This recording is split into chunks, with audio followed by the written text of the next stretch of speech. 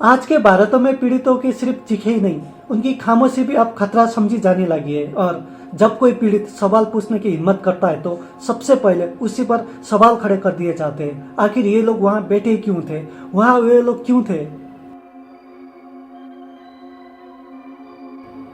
वो वहां इसलिए बैठे थे कि क्योंकि सालों तक लड़ी गई लड़ाई के बाद, अनगिनत धमकियों सहने के बाद और परिवार के लोगों को खोने के बाद और खुद को मौत के मुंह से बार बार लौट आने के बाद जो इंसाफ उन्हें मिला था, आज उसी इंसान की नींद हिलती हुई देख रही है। और जिस मामले की हम बात कर रहे हैं वो कोई मामूली केस नहीं था। ये मामला था कुलदीप सिंह सेंगर का, उन्नाव का पूर्व विधायक, जिसका उसके इलाके में एक ताकतवर, रसूखदार और डर पैदा करने वाला नेता माना जाता है, बाहुबली। ये कोई साधारण अपराधी मामला नहीं था, ये वो केस था जिससे पूरे देश को एक पल के लिए सन्न कर दिया था। पूरा मामला क्या था? साल 2017 एक नाबालिग लड़की एक मौजूदा विधायक पर यौन शोषण का आरोप लगाती है, लेकिन उसकी आवाज़ सिस्टम तक पहुंचती ही नहीं। थाने का चक्कर, दरखास्तों का ढेर और दरवाजे पर दस्तक और हर बार खामोशी। महीने बीतते हैं, एक साल से ज़्यादा का वक्त निकल जाता है। महीने बीतते हैं, एक साल से ज़्यादा का वक्त निकल जाता है। जब कोई सुनवाई नहीं होती तो अप्रैल 2018 में वो लड़की उत्तर प्रदेश के मुख्यमंत्री आवास के सामने खुद को आग लगाने की कोशिश करती है। वहीं से ये मामला राष्ट्रीय मीडिया की सुर्खियां बटोर लेती है। लेकिन उसके बाद भी इंसाफ आसान नहीं था, क्योंकि उसके बाद जो हुआ वो सिर्फ डरना नहीं था बल्कि झिझोर कर देने वाला था। लड़की के पिता को गिरफ्तार किया जाता है, जेल में पूरी तरह पीटा जाता है, कुछ दिनों में उनकी मौत हो जाती है। परिवार का कहना होता है कि ये मौत नहीं था, ये एक संदेश था। 2019 में जब केस की सुनवाई शुरू होने वाली होती है, लड़कियां जिस कार से सफर कर रही होती है उससे एक ट्रक जानबूझकर जोरदार टक्कर मारता है। इस हमले में उसकी 2 रिश्तेदार की मौत होती है। खुद लड़की और उसका वकील जिंदगी और मौत के बीच झुकते हैं। सीबीआई अदालत में साफ कहती है यह हादसा नहीं था, एक सुनियोजित हमला था। सोचिए, एक पीड़ित, उसका पिता, उसके रिश्तेदार सिर्फ इसलिए मारे गए क्योंकि उन्हें सच बोलने की हिम्मत की।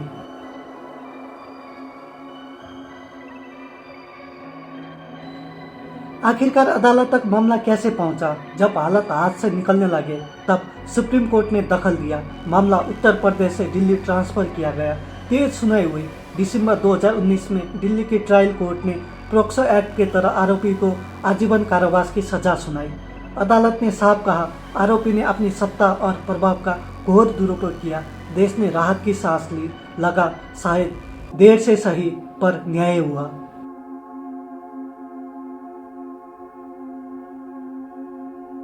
लेकिन कहानी यहीं खत्म नहीं होती। सालों बाद दिल्ली हाई कोर्ट में सजा को चुनौती दी जाती है और फिर एक फैसला आता है जो सबको चौंका देता है। हाई कोर्ट आजीवन कारावास की सजा को स्थगित कर देता है और आरोपी को शर्तों के साथ जमानत मिल जाती है।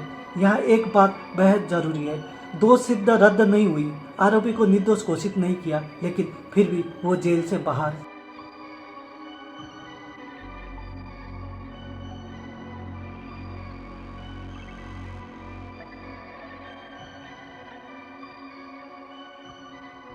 अदालत की पूरी दलील क्या है? अदालत कहती है पोक्सो कानून में कुछ धाराएं में न्यूनतम सजा 7 साल है। आरोपी 7 साल से ज्यादा समय जेल में बिता चुका है।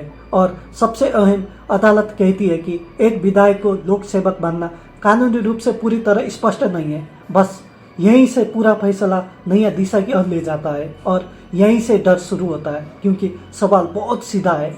अगर एक विधायक जिसके पूरे इशारे पर पुलिस प्रशासन पूरे इलाके चलता है, उससे सत्ता की स्थिति नहीं माना जाता, तो फिर सत्ता में होता क्या है?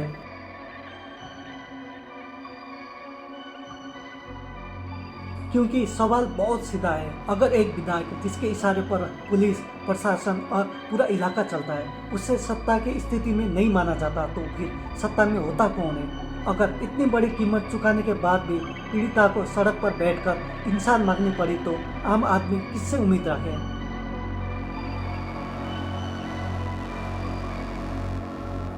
सरकार और संस्थाएं कहाँ है? ये सिर्फ अदालतों का सवाल नहीं है। जांच एजेंसी, महिला आयोग, सरकार, सबकी जिम्मेदारी बनती है। फिर सवाल उठता है, जमानत का मजबूरी से विरोध क्यों नहीं हुआ?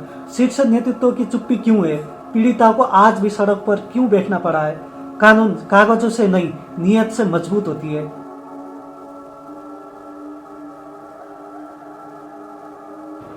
क्या ये कोई अकेला मामला है? दुर्भाग्य से बिल्कुल नहीं। हम बार बार देखते हैं रसूखदार दोषियों को जमानत और पेरोल, पीड़ितों को लंबी और थकान वाली लड़ाई, केस सालों तक लटकती हुई देखते हैं। और दूसरी तरफ कई लोग बिना ट्रायल के सालों तक जेल में बंद है।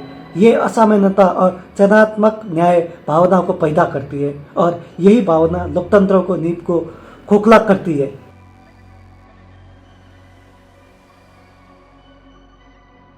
देश की छवि और सच्चाई। जब दुनिया भारत की महिलाओं की सुरक्षा पर सवाल उठाता है तो हम गुस्सा हो जाते हैं, लेकिन सच्चाई ये है, छवि नाराज से नहीं, न्याय करने से बनती है। अगर सजा के बाद भी न्याय डगमगता है तो भरोसा टूटता है।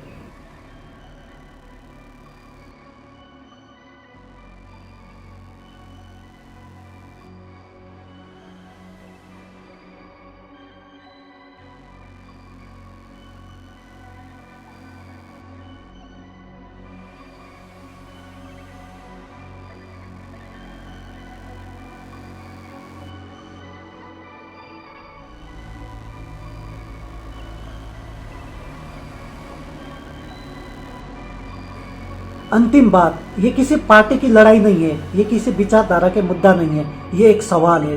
क्या न्याय ताकत के सामने खड़ा हो सकता है? आज ये किसी और के साथ हो रहा है, कल ये आपके दरवाजे तक भी पहुंच सकता है। और याद रखिए, खामोशी किसी को नहीं बचाती, बजाय उसके जिसके पास पहले से ताकत है।